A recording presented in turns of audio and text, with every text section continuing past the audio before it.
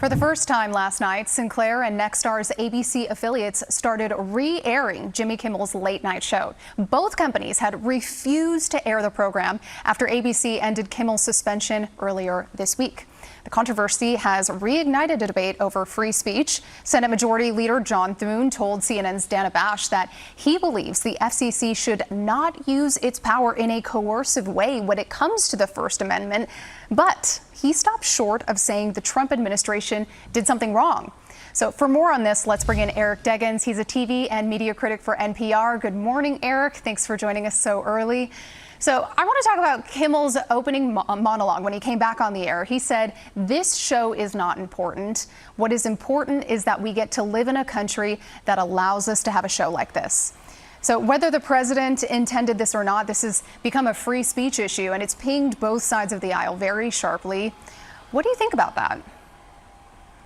Yeah, I think this conflict, this controversy, wound up exposing a lot of different issues in politics and in broadcasting. First of all, of course, we had the First Amendment concerns when an FCC chairman goes on a podcast, threatens the broadcast licenses of ABC affiliates, and then Disney acts to remove the person that was being criticized from the air for nearly a week. But the other thing that it raised was this concern about what happens when you allow companies to own broadcast stations that reach a large swath of the American public. Between them, Sinclair and Nexstar reach something like 25% of the country. I don't think people realized how much control these companies had over what people could see and how much of the country they covered. And, they wound up blacking out Jimmy Kimmel in cities like Washington, D.C. and Seattle, where you would presume, they have a reputation for being left-leaning. You would assume that they would be perhaps a little more open to Jimmy Kimmel's message and might have wanted to see that show. The Trump administration has tried to characterize Nexstar and Sinclair's decisions as local decisions made entirely by the companies. But this is distant ownership, making decisions for TV stations that are hundreds of miles away from their corporate headquarters and may have local standards very different than these corporate leaders have imposed on their entire system. Yeah, we have a map right now showing all of the different markets where these TV stations are.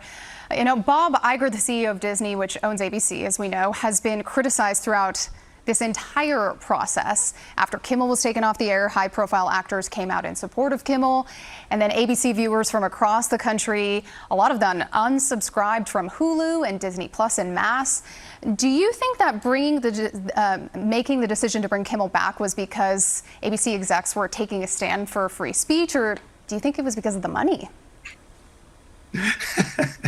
Well, you work in television, so usually it's about the money. Actually, I think in this case, it wasn't just money. It was the reputations of the top executives at Disney and the fact that so many high-profile celebrities had expressed concern and signed on to a petition that was circulated by the ACLU protesting Jimmy Kimmel's suspension. You had names like Tom Hanks, Meryl Streep. Right. You had Diego Luna, who starred in a big Disney Plus series, Andor, and you also had Pedro Pascal, who stars in a big Disney Plus series, The Mandalorian, and starred in a big Marvel movie that's owned by Disney, Fantastic Four. So these are people that Iger and Dana Walden, the top executives at Disney, would have had to work with, and it was damaging their reputation.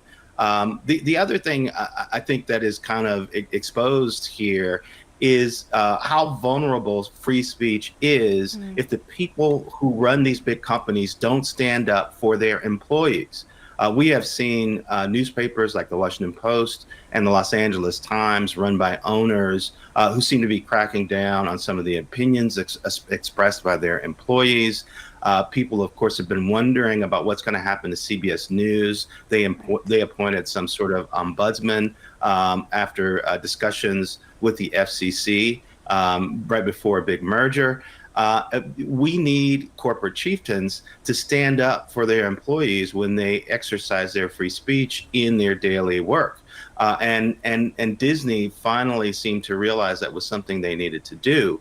And hopefully that's an example that will inspire other companies to stand up for their employees' free speech rights as well. And interestingly enough, it was a ratings bonanza of a week for Kimmel, both on TV and on YouTube. Millions of views on his monologues. Do you think that this is going to last?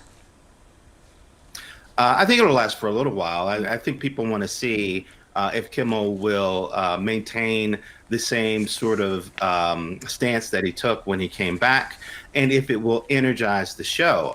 One of the things that's interesting to me is to see that these late night hosts have realized that they might be stronger if they stand together more visibly.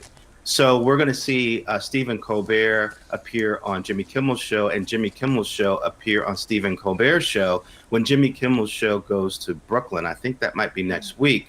We're also going to see Colbert, I think, welcome Conan O'Brien, who used to be a late night host. These guys all spoke out when Kimmel was sidelined, and they also spoke out when Colbert's show was canceled in advance. It's going to leave the air in May. And I think, the guys who work in the space have realized that they have a lot of strength when they speak together. And they seem to be, talking about each other and appearing on each other's shows more often. We'll see if this also helps spark viewership. Yeah, they may not have a choice that they have to stick together now instead of competing for ratings against each other. All right, Eric Deggans, TV and media critic for NPR. Thanks so much for joining us.